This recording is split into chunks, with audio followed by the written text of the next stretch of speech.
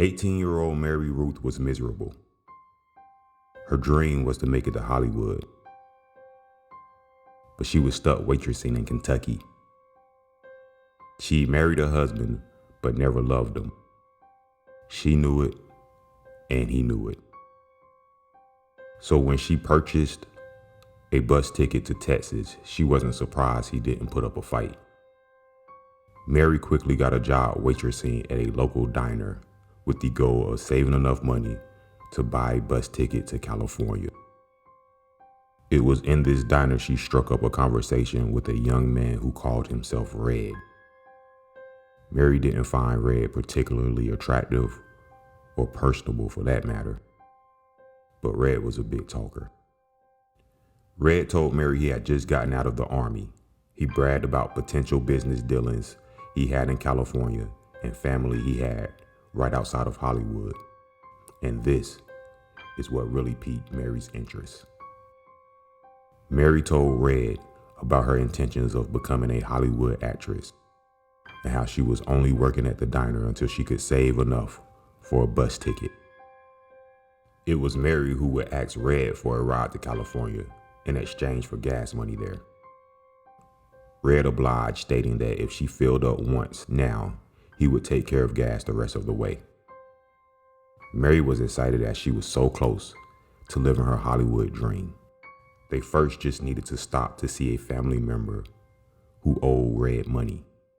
Mary stayed in the car as Red approached the lady in her front yard. She didn't look happy to see Red, but Mary couldn't make out what they were saying. After a little back and forth, Red stormed back to the car, clearly agitated. He screamed about family not being there for him and that he would show them he could get his own money. He then pulled out a gun, stating, This will get me anything I want." Mary was terrified at this point. Red calmed her, telling her he had an uncle to see, and after that, they could go to California. His uncle was happy to see him, unlike his previous family member.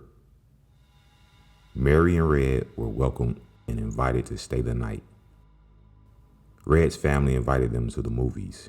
Red didn't want to go, but Mary did. She enjoyed herself that night, and the next morning, they headed to California. Red stopped for gas and filled up, which was surprising because Mary knew he had no money. Red stated he was loaded and pulled out a wad of cash and told Mary to count it. It was $250, and it was the most cash Mary had ever held at one time. She asked if he'd gotten all this money from his uncle, but Mary knew the answer. Red laughed. "Everyone's getting their piece of the pie. I just took mine. There's plenty more where that came from. Just stick by me." Mary wanted out. This wasn't what she signed up for. Imploring Red to pull over, he snapped. His hand was around Mary's throat before she even knew what happened. Mary couldn't breathe. He held on as he drove until Mary started to see black. He finally let go, saying, "You started this trip with me. You will end this trip with me." Mary sat silent, glad she could breathe again. From this point forward, Red wouldn't let Mary out of his sight. Neither got very much sleep. Mary begged to be let go. Red said he would once they had gotten to Los Angeles. By this time, Mary had been up for 48 hours straight.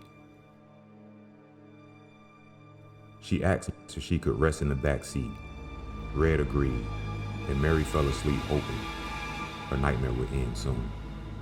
As Mary woke, she heard a shot and knew she wasn't dreaming. Red frantically hopped in the car and threw a stack of cash at Mary to count. Mary was frantic, while Red explained he didn't mean to kill him. It was an accident. Red had shot and killed the convenience store clerk while trying to rob the store. The two would eventually pull over because something was wrong with the car. They went to a local mechanic to get repairs. While Red was in the car, Mary told the mechanic that they were the couple that were on the radio for the convenience store shooting. The mechanic shrugged it off, completed the repairs, and Red and Mary were back on the road. After driving for some time, the two stopped at a diner to grab something to eat.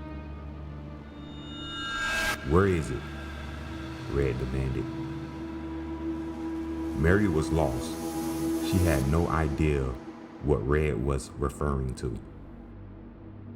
"Where's the gun?" Mary promised she didn't have it. Red looked everywhere. Mary excused herself to the bathroom.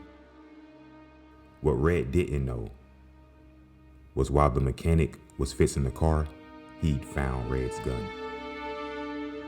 The mechanic had indeed taken Mary seriously.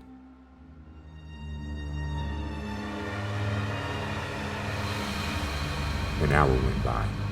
Red was pacing back and forth in the diner. Another hour passed. Mary peeked out the bathroom. Red was now pacing outside.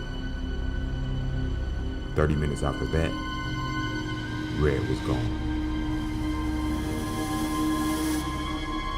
Mary ran straight to the police station, telling them everything that happened to her.